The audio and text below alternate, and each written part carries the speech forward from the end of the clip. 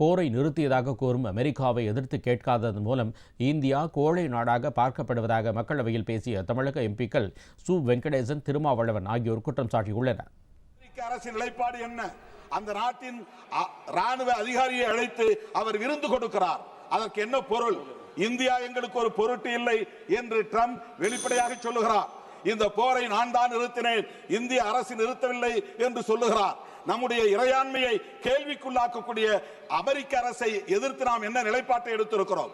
அங்கே சட்டவிரோதமாக தங்கியிருக்கிற இந்திய குடிமக்களை கால்விலங்கு கைவிலங்கு போட்டு விலங்குகளை விட மோசமான முறையிலே கொண்டு வந்து இங்கே இறக்கினார்கள். ஒரு வார்த்தை அமெரிக்காவை நாம் கண்டிக்கவில்லை. IMF சர்வதேச நிதியம் பாகிஸ்தானுக்கு கடன் கொடுப்பதை இந்தியாவால் தடுக்க முடியவில்லை. IMF நிர்வாக குழுவில் 25 நாடுகள் இருக்கிறது. ஒரு நாடு கூட இந்தியாவுக்கு ஆதரவாக வாக்களிக்கவில்லை. உலக அரங்கில் இந்தியாவை தனிமைப்படுத்தி வைத்திருக்கிறீர்கள் நீங்கள் என்பதை இங்கே நாங்கள் சுட்டிக்காட்ட விரும்புகிறோம்.